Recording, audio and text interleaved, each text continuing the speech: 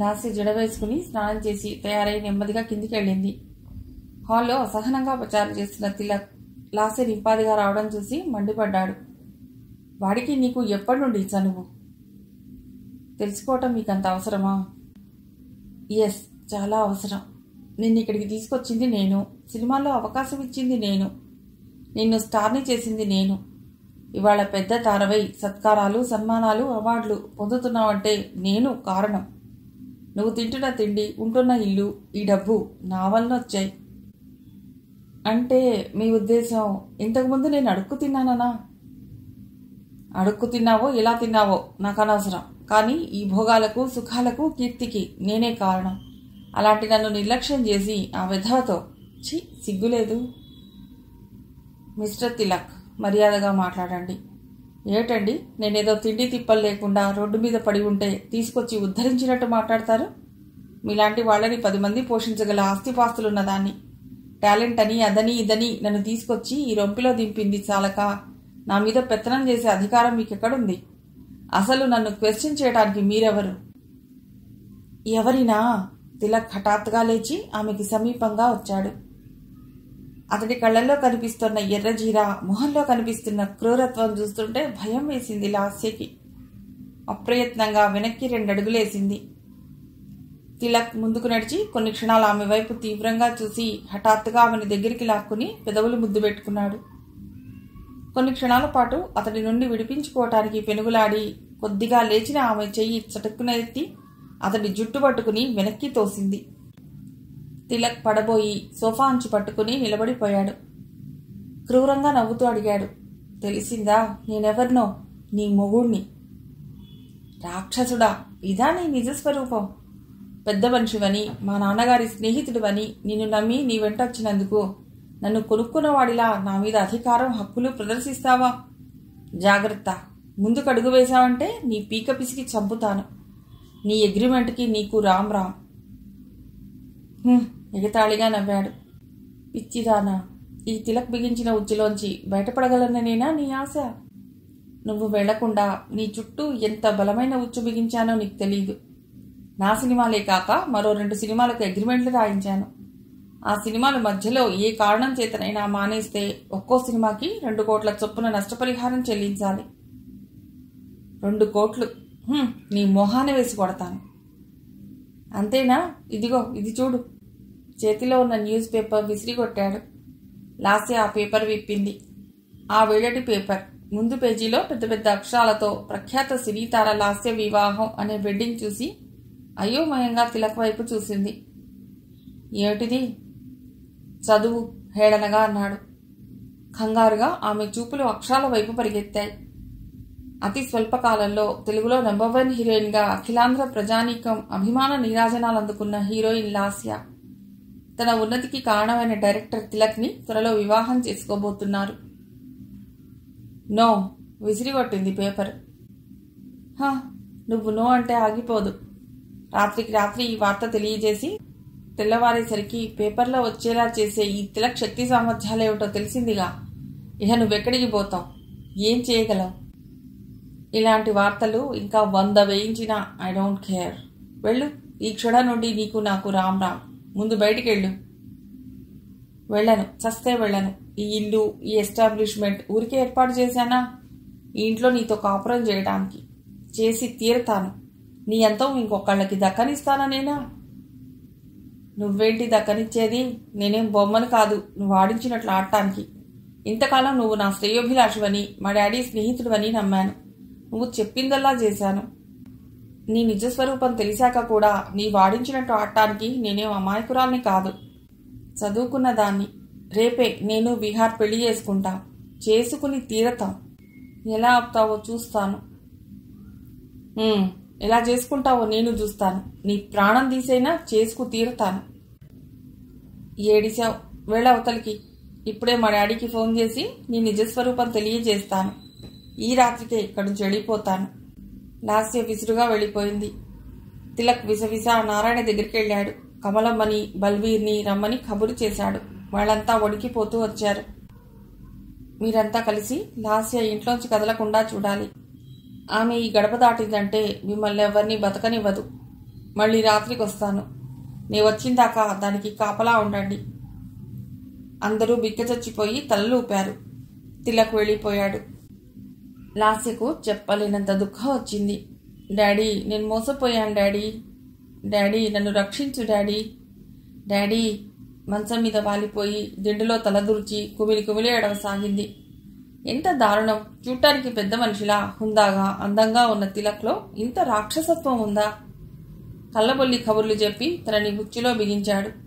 Daddy చెప్పినట్టు MBA పూర్తి చేసి బిజినెస్ చేసుకుని ఉంటే ఎంత కమాండింగ్ స్టేజ్లో ఉండేది. సెక్యూరిటీ పేరుతో, సేఫ్టీ పేరుతో ఆఫ్టర్ ఆల్ ఈ తిలక్ చెప్పినట్లు వింటూ వాడు చేయమన్నట్టు చేస్తూ తన ఇండివిజువాలిటీని పోగొట్టుకుంది. కోటీశ్వరుడి కూతురుగా అంతులేని భోగాలను అనుభవిస్తూ మహారాణిలా బతకవలసిన తను ఈవేళ ఓ స్వార్థపరుడి బ్లాక్మెయిలింగ్కి బలై ఏడుస్తూ కూర్చుంది. నీ పెళ్లి మామూలుగా చేస్తానా? ట్విన్ సిటీస్లోనే ఇంతకుముందు ఎవ్వరూ చేయలేనంత, ఇంకెప్పుడు ఎవ్వరూ చేయకూడనంత వైభోగంగా నీ పెళ్లి చేస్తారా? తండ్రి మాటలు చెవుల్లో మారుమోగసాగాయి. MBA చేసి బిజినెస్ మ్యాగ్నెట్ అయి మరో బిజినెస్ మ్యాగ్నెట్ని పెళ్లి చేసుకుని దర్జాగా బతకవలసిన నాకు ఈ దుస్థితి ఏమిటి భగవంతుడా? నేను చేతులారా చేసుకున్నాను కదూ. నో, వెళ్ళిపోవాలి. వెంటనే ఇక్కడి నుండి వెళ్ళిపోవాలి. హైదరాబాద్ వెళ్ళి డాడీకి జరిగిందంతా చెప్పాలి. విహార్ని పెళ్లి చేసుకుని నో, ఈ ఫీల్డ్కి సంబంధించిన ఎవరితో ఎలాంటి సంబంధం పెట్టుకోకూడదు. పెళ్లి సంగతి తర్వాత ఆలోచించవచ్చు. ముందు ఇక్కడి నుండి బయటపడాలి. ఫోన్ మోగింది. కళ్ళు తుడుచుకుని రిసీవర్ తీసుకుంది. లాస్యా, నేను విహార్ని. నీకో సంగతి తెలుసా? ఆ విధవ తిలక్గాడు రాత్రికి రాత్రి ఏదో లోకల్ పేపర్లో మీ ఇద్దరూ పెళ్లి చేసుకుంటున్నట్టు అనౌన్స్ చేశాట. లోకల్ పేపరా? లాస్య ఆలోచిస్తూ అన్నది. తమిళ పేపర్. ఏ న్యూస్ దొరక్క వీడు చెప్పిన న్యూస్ వేశారు. నువ్వు వెంటనే ప్రెస్ మీట్ పెట్టి ఆ వార్త తప్పని, తిలక్ కావాలని బ్లాక్మెయిల్ చేయడానికి రాయించాడని చెప్పు. మనం వివాహం చేసుకుంటున్నట్టు చెప్పాయి. తెల్లవారేటప్పటికి మొత్తం అన్ని పేపర్లలో రావాలి ఈ వార్త. లాస్య ఆలోచిస్తోంది. లోకల్ పేపరా? టెన్షన్లో అదేం పేపరో తను చూడలేదు. అంటే డాడీ వాళ్ళకి ఈ విషయం తెలియదు. చెన్నైలోనే 70% మందికి ఆ పేపర్ గురించి తెలియదు. అది చూపించి బ్లాక్మెయిల్ చేస్తాడా? రాస్కెల్. తను ఎలా కనిపిస్తోంది? లాస్య, మాట్లాడమే. వినిపిస్తోందా నేను చెప్పేది? లాస్య జవాబు చెప్పే లోపల డిస్టర్బెన్స్ వచ్చింది. ఏవో శబ్దాలు వినిపించాయి. లాస్యకి చటుక్కున అనుమానం వచ్చింది. కింద ఎవరో ఫోన్ ట్యాప్ చేస్తున్నారు. ఈ ఏర్పాటు తిలకే చేయించుంటాడు. ఆమె అలర్ట్ అయ్యింది. విహార్, తర్వాత మాట్లాడతాను, ఫోన్ పెట్టేయి. అది కాదు, అతడేదో చెప్పబోతుంటే కట్ చేసింది.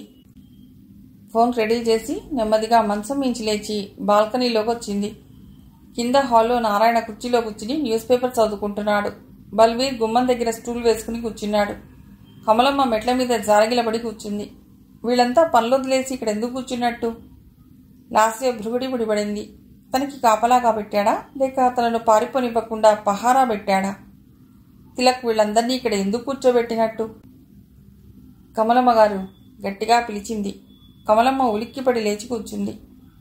ఇలా రండి. లాస్య లోపలికెడుతూ ఆజ్ఞ జారీ చేసింది. కమలమ్మ, బల్వీర్ నారాయణల వైపు చూసింది. వెళ్ళమన్నట్టుగా సైగ చేశారు. ఆవిడ భయం భయంగా మెట్లెక్కి పైకెళ్ళింది. పిలిచారా అమ్మా? గుమ్మంలో నిలబడి అడిగింది. ఈవేళ నాకు తిండి తిప్పలు లేవా? టైం ఎంతో చూసారా? కమలమ్మ నసిగింది. మీరు పడుకున్నారేమోనని. అనుకోవడం కాదు, వచ్చి చూడలేరా? మీరంతా హాల్లో ఏం చేస్తున్నారు? అబ్బే, టీవీ చూస్తున్నా. అబద్ధం చెప్పకండి, ఉరిమింది.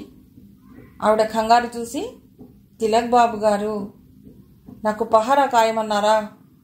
ఆవిడ మాట్లాడలేదు, తల వంచుకుంది. ఈ లాస్య ఏదన్నా చేయదలుచుకుంటే అడ్డు పెట్టేవాళ్ళు ఇంతవరకు ఎవ్వరూ పుట్టలేదు. నేను పారిపోదలుచుకుంటే నన్ను ఆపగలిగే శక్తి ఎవ్వరికీ లేదు. వెళ్ళండి, భోజనం తీసుకురండి. బతుకు జీవుడ అనుకుంటూ కిందికి దిగింది కమలమ్మ. లాస్య బాల్కనీలోకి నడిచి నారాయణని పిలిచింది. వెంటనే ఆయన పైకొచ్చాడు. ఏమండి, పనేం లేదా? హాల్లో కూర్చుని పేపర్ చదువుకుంటున్నారు? ఉందమ్మా, ఊరికే కాసేపు. తిలక్ కూర్చోమన్నాడు. అవునా? వెళ్ళండి, మీ పని చూసుకోండి. చూడండి, ఏ బ్యాంకుల్లో నా అమౌంట్ ఎంత ఉందో నాకు ఒక స్టేట్మెంట్ తయారు చేసి ఇవ్వండి. రేపు ఉదయం వెళ్ళి బ్యాంకులో రికన్సిలియేషన్ స్టేట్మెంట్ అడిగి పట్టరండి. అలాగే, వెళ్ళండి, పని చూసుకోండి. ఆయన బిక్కుబిక్కుమంటూ వెళ్ళబోతూ ఆగి వెనక్కి తిరిగాడు. ఏం కావాలి అడిగింది. ఏం లేదు, నాకు 15 రోజులు లీవ్ కావాలి. ఎందుకు? మా అమ్మాయి పెళ్లి కుదిరింది. ఈమె ఆఖరి అమ్మాయి. ఈమె పెళ్లి చేస్తే నా బాధ్యతలు తీరిపోతాయి. డబ్బు సర్దుబాటు చేసుకోవాలి. అలాగా, ఎంత కావాలి?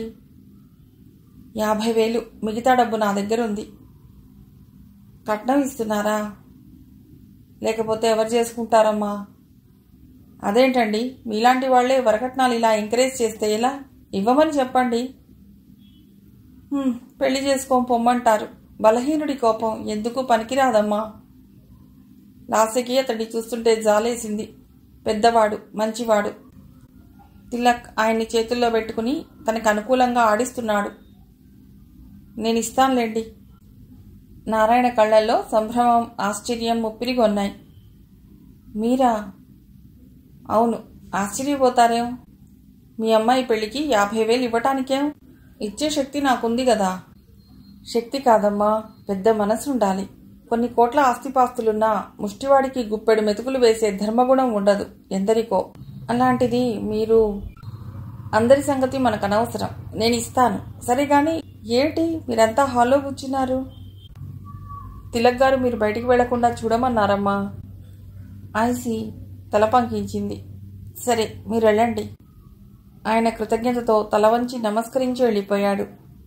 కమలమ్మ భోజనం తెచ్చింది. టేబుల్ మీద కంచం, గ్లాసుతో నీళ్లు పెట్టి వడ్డించబోతుంటే అంది లాస్య. కమలమ్మ గారు, ముందు కుక్కను తీసుకొచ్చి దానికి పెట్టండి కొంచెం అన్నది. ఆవిడ బిత్తరపోయి చూసింది. ఎందుకమ్మా? ఎందుకేమిటి? నా మీద నమ్మకం లేక కాపలా కూర్చున్నారే మీరు. నాకు మీ మీద మాత్రం నమ్మకం ఎలా ఉంటుంది? అన్నంలోనో పప్పులోనో విషం కలపలేదని నేను ఎలా నమ్మగలను? అమ్మా! కమలమ్మ కళ్ళల్లో గిర్రున నీళ్లు తిరిగాయి. నా కూతుర్లాంటి దానివి, నీకు విషం పెడతానా? ఆ తిలక్ గారు చెప్పారని అక్కడ కూర్చున్నాను. కూర్చోకపోతే ఆయన చాలా రాద్ధాంతం చేస్తాడమ్మా. ఓహో, అంటే తిలక్తో మీకు చాలా అనుభవం ఉన్నట్టుంది. ఆవిడ మాట్లాడలేదు. చెప్పండి, అతడు ఎలాంటి వాడు? మిమ్మల్ని ఇంకే విధమైన నిర్బంధాలకు గురి చేశాడు? లాస్య అడిగే తీరికి నిజం చెప్పక తప్పలేదు ఆవిడకి. చాలా కాలంగా తిలక్ లాస్య మీద నిఘా పెట్టాడు. ఆమె దగ్గరకు ఎవరెవరు వస్తుంటారు, తను రానప్పుడు, షూటింగ్ లేనప్పుడు లాస్య ఏం చేస్తూ ఉంటుంది, ఎవరికి ఫోన్ చేస్తుంది, ఎవరితో మాట్లాడుతుంది, తనకి తెలియకుండా ఇంకేదైనా పిక్చర్కి ఒప్పుకుంటుందా, ఇలా అనేక రకాల వివరాలు తిలక్ ప్రతిరోజు ఇంట్లో ఉన్న అందరి దగ్గర సేకరిస్తుంటాడు. అందరూ కూడా అతనంటే భయంతో చెప్పేస్తుంటారు. చెప్పకపోతే వాళ్ల జీతాలు కోస్తాడు. అంతా విన్న లాస్య రక్తం సలసలా మరుగుతున్నట్లు అనిపించసాగింది. స్కౌండ్రల్, తన వెనక ఇంత గూడు పుఠాణి చేస్తున్నాడా? ఎంతో ప్రేమ, ఆప్యాయత వలకబోస్తూ ఇంత అసహ్యంగా తన గురించి ఎంక్వైరీలు చేస్తున్నాడా? వీళ్ళందరికీ తనింత చులకన అయి ఉంటుంది. లాస్యకి అన్నం తినాలనిపించలేదు. పళ్ళాలు విసిరి కొట్టింది. అమ్మా! Get out! వెర్రిగా అరిచింది. ఆవిడ బెదిరిపోతూ పళ్ళెం తీసుకుని శుభ్రం చేయటానికి రాజుని పంపింది. లాస్య చకచకా ఫోన్ దగ్గరికి నడిచి అన్ని పత్రికా ఆఫీసులకి ఫోన్ చేసింది. హైదరాబాద్ ఫోన్ చేసింది. యశోద రిసీవ్ చేసుకుంది. చాలా కాలం తర్వాత తల్లి స్వరం వింటుంటే తీయని సంగీతం వింటున్నట్టు అనిపించింది లాస్యకి. మమ్మీ! ఆర్తిగా పిలిచింది. ఎవరు? లాస్య. చిట్టి తల్లి, ఎలా ఉన్నావురా? ఏంటి, ఇవాళ షూటింగ్ లేదా? ఆప్యాయంగా అడిగింది యశోద. లేదు మమ్మీ, ఇంకా రేపటి నుండి షూటింగ్స్ లేవు. ఏ? నేను అక్కడికి వచ్చేస్తున్నాను మమ్మీ, నాకు ఇక్కడ బాగోలేదు. ఇక బోర్ కొట్టేసింది. నీ తలకాయ్, బోర్ ఏట్రా? నోనో, నువ్వు మారటం బాగాలేదు. ఎంత పైకొస్తున్నావో తెలుసా? ఎక్కడ చూసినా నీ గురించే చెప్పుకుంటున్నారు. లాస్ ఇంత గొప్ప నటి ఈ మధ్యకాలంలో రాలేదని. డాడీ లేరా మమ్మీ? డాడీతో మాట్లాడాలి. లేరు, బెంగళూరు వెళ్ళారు. మీ డాడీ ఏదేదో చెప్పి అనవసరంగా నీ మనస్సు పాడు చేస్తున్నట్టున్నారు. ఆయన మాటలు పట్టించుకోకు.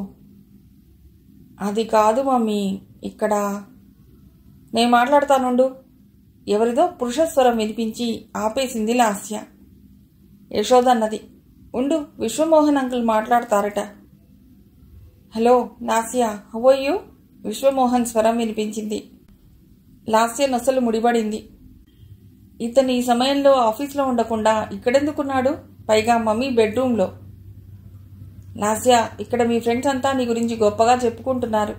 నీకేదో సన్మాన సభ ఏర్పాటు చేసి హైదరాబాద్ ఆహ్వానిస్తారట. అప్పుడొద్దు గాని. హైదరాబాద్ నేను పుట్టి పెరిగిన ఊరు. నన్ను ఒకళ్ళు ఆహ్వానించడం ఏమిటి అంకుల్? నేను ఎప్పుడు రావాలనుకుంటే అప్పుడు రాగలను. కరెక్ట్, చక్కగా చెప్పావు. కానీ నువ్విప్పుడు మామూలు లాస్యవి కావు, విఐపివి. అందుకే ఆహ్వానాలు అందుకుని రావాలి. నేను పూర్తిగా సినిమాలు మానేసి వస్తున్నాను. అమ్మో, సినిమాలు మానటమే? నువ్వే మానేస్తే ఇహ సినీ ఫీల్డ్ పని గోవిందా. వద్దమ్మా, అలాంటి పిచ్చి పనులు చేయకు. లాస్యకి ఒళ్ళు మండింది. టక్కున ఫోన్ పెట్టేసింది. అప్పుడు కూడా మమ్మీ ఈయనే పట్టుబట్టారు తనని సినిమాల్లోకి పంపించమని. వీళ్ళకెందుకు అంత శ్రద్ధ? అసలు మమ్మీకి ఈయనకి ఇంత చనువేంటి? లాస్య మనసులోకి చిన్న పురుగుగా ప్రవేశించింది ఆ ఆలోచన. వెంటనే తనను తాను సంభాళించుకుంది. ఛీ, నేనేమిటి ఇట్లా ఆలోచిస్తున్నాను? విశ్వమోహన్ అంకుల్ పరాయివాడా? ఆయన ఇంట్లో మనిషి. కానీ ఎప్పుడూ హాల్లో తప్ప మమ్మీ బెడ్రూమ్లో చూడలేదు తను. కానీ ఇవాళ ఏమో మమ్మీ బెడ్రూమ్లో ఉందో హాల్లో ఉందో తనకెలా తెలుసు? టీవీ మోగుతోంది. హాల్లో టీవీ సౌండ్ ఫోన్లో వినిపించదు, బెడ్రూమ్లోదే వినిపిస్తుంది. లాస్య మనస్సంతా పాడైపోయింది. ఆలోచనలు బలవంతంగా అణుచుకుని రిపోర్టర్స్ కోసం ఎదురు చూస్తూ కూర్చుంది. సాయంకాలం దాటింది. సంధ్య చీకట్లు ముసురుకున్నాయి. దాదాపు 2 సంవత్సరాల నిత్య షూటింగ్లతో క్షణం ఖాళీ లేకుండా గడిపిన సుప్రసిద్ధ కథానాయిక లాస్య ఈరోజు 4 గోడల మధ్య వేదనాభరితమైన మనస్సుతో, అస్తవ్యస్తమైన భవిష్యత్తు గురించిన చింతతో ఖాళీగా కూర్చునుంది. ఒక్క విహార్ ఫోన్ తప్ప మరో ఫోన్ కాల్ రాలేదు. తను హైదరాబాద్ మాట్లాడుతుంటే కూడా ఎవరో వింటున్న శబ్దం వినిపించింది. ఎవరో ఫోన్ ట్యాప్ చేస్తున్నారు. ఇన్కమింగ్ కాల్స్ తనకి చేరకుండా కనెక్షన్ తీసేశారు. లాస్య చివాల్న బాల్కనీలోకొచ్చింది. కమలమ్మ, నారాయణ తప్ప బల్వీర్, రాజు, డ్రైవర్ సెల్వం హాల్లోనే కూర్చున్నారు. లాస్య టైం చూసింది. 7:30. ఈ రిపోర్టర్స్ ఇంకా రాలేదేమిటి? అనుమానం వేసింది. గట్టిగా పిలిచింది, బల్వీర్. బల్వీర్ ఆమె పిలుపుకి ఉలిక్కిపడి లేచాడు. బాల్కనీలోంచే అడిగింది హిందీలో, నాకోసం ఎవరూ రాలేదా? బల్వీర్ ఒక్క క్షణం ఆగి చెప్పాడు, నహీ మేడం. రాజుని పిలిచింది. రాజు గబగబా మెట్లోకి వచ్చాడు. కమలమ్మ గారిని అడిగి నాకు స్ట్రాంగ్ కాఫీ బట్టా. రాజు మళ్ళీ అదే వేగంతో కిందికి వెళ్ళాడు. లాస్య అక్కడే నిలబడి అందర్నీ గమనించసాగింది. ఆమె అలా నిలబడటంతో బల్వీర్, సెల్వం ఇబ్బందిగా లేచి నిలబడ్డారు. ఆమె వాళ్ళని గమనించినట్లుగా అలాగే నిలబడి హాల్లో గుమ్మం వైపు చూడసాగింది. 5 నిమిషాల్లో రాజు కాఫీ కప్పుతో వచ్చాడు. వాడిని లోపలికి రమ్మని సైగ చేసి తాను లోపలికి నడిచింది. రాజు వస్తూనే చెప్పాడు, అమ్మా, మీకోసం ఎవరొచ్చినా పైకి పంపవద్దని తిలక్ గారు చెప్పారు. అందుకే బల్వీర్ రిపోర్టర్స్ని కూడా పంపించలేదు. లాస్య చేతిలో కాఫీ కప్ ఆమె కలిగిన కోపానికి వణికింది. నేను చెప్పినట్టు చెప్పకండమ్మా, తిలక్ గారు నన్ను ఉద్యోగంలోంచి తీసేస్తానని చెప్పారు. లాస్య కోపం అణుచుకుంటూ నువ్వెళ్ళు అంది. రాజు పరిగెత్తుకుంటూ వెళ్ళిపోయాడు. రిపోర్టర్స్ని రానివ్వలేదా తిలక్? చూస్తాను నీ సంగతి. ఆ రాత్రంతా లాస్య ప్రతీకార జ్వాలల్లో దహించుకుపోయింది. ఆమెకి నిద్ర పట్టలేదు. తండ్రి సెల్కి 2 సార్లు ట్రై చేసింది, కానీ రీచ్ అవ్వలేదు. తెల్లవారడం కోసం ఎదురు చూస్తూ పడుకుంది. తెల్లవారి 5 గంటలకు షూటింగ్ ఉందని రెడీగా ఉండమని తిలక్ కబురు చేశాడు. లాస్య రానని చెప్పమంది. ఆ మాట రాజు ఫోన్లో చెప్పిన అరగంటకి తిలక్ వచ్చాడు. అప్పుడు అర్ధరాత్రి 1 గంట. హాల్లో సోఫాలో పడుకుండిపోయాడు. ఆ విషయం లాస్యకి తెలియదు. ఆమె తన రూంలో నిద్రపట్టక పిచ్చి పిచ్చి ఆలోచనలతో జాగారం చేసింది. ఎప్పుడో తెల్లవారుజామున మగతగా నిద్రపడుతుంటే కమలమ్మ వచ్చి నిద్రలేపింది. తలుపు తీసేటప్పటికి తిలక్ నిలబడి ఉన్నాడు. అతను అలా చూసి షాక్ తగిలినట్లయింది లాస్యకి. షూటింగ్కి రానన్నావుటగా, ఎలా రావో చూద్దామని వచ్చాను అన్నాడు లోపలికి నడుస్తూ. ముందు బయటికి నడవండి, తర్జని చూపించింది. నేను బయటికి కాదు, నువ్వు నాతో రావాలి. వెళ్ళు, స్నానం చేసిరా. ముందు నువ్వు వెళతావా లేదా? తిలక్ ఆమెకి బాగా సమీపంగా వచ్చాడు. స్నానం చేస్తావా, చేయించనా? ఛీ, దరిద్రుడా. విసురుగా బాత్రూంలోకి వెళ్ళి తలుపేసుకుంది.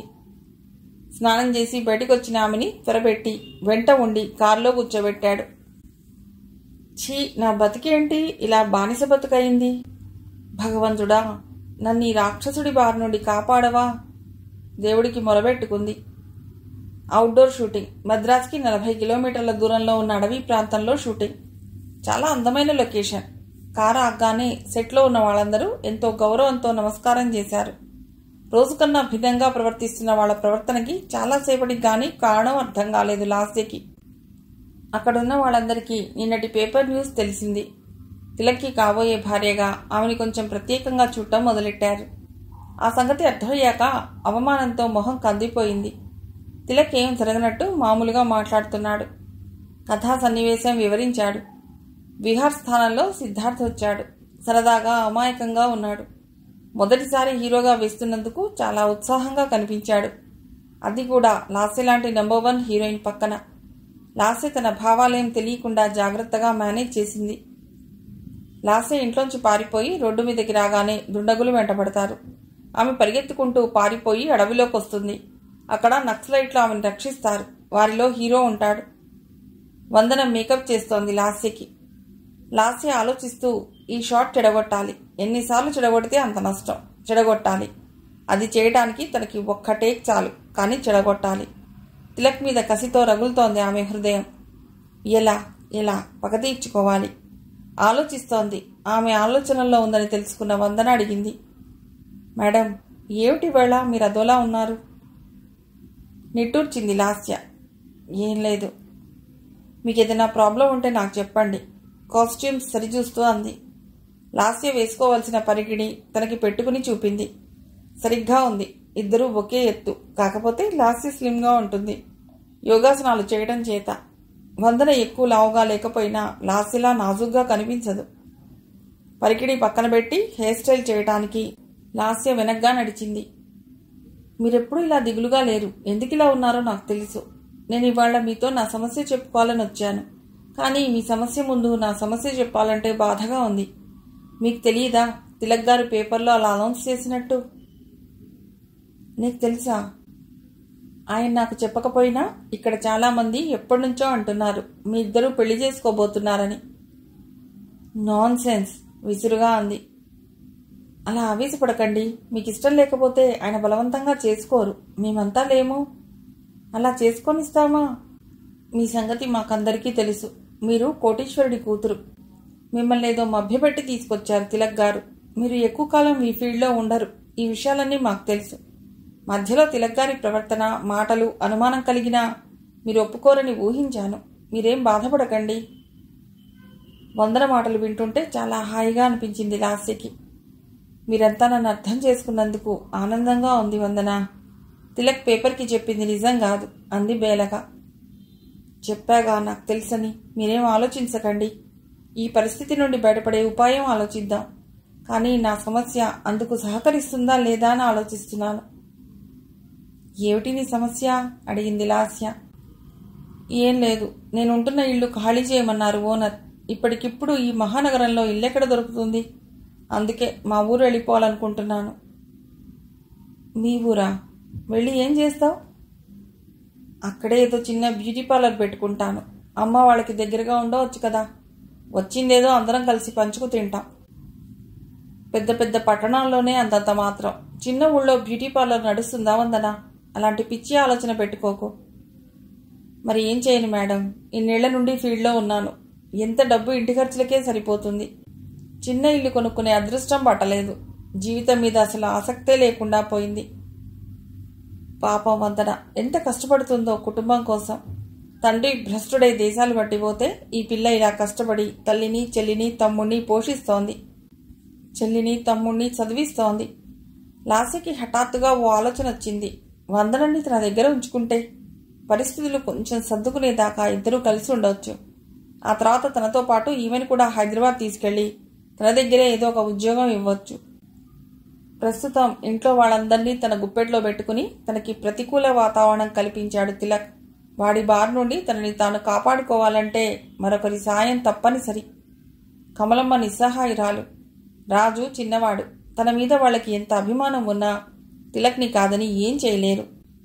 నెమ్మదిగా అంది. నాతో పాటు మా ఇంటికి వచ్చే వందన, నీతో పనుంది. నేనా? మీ ఇంటికా? విస్తుపోయి చూసింది వందన. అవును, నాకు తోడుగా ఉందు గాని. కానీ ఎలా మేడం? మీకు బరువుగా? కాదు, నాకు పిఏగా. మేడం. ఇక మరో మాట మాట్లాడే అవకాశం ఇవ్వలేదు లాస్య. షాట్ రెడీ అయిందని కబురొచ్చింది. లాస్య అనుకున్న ప్రకారం మొత్తం షాట్ చెడగొట్టింది. మిగిలిన కథ తర్వాతి భాగంలో.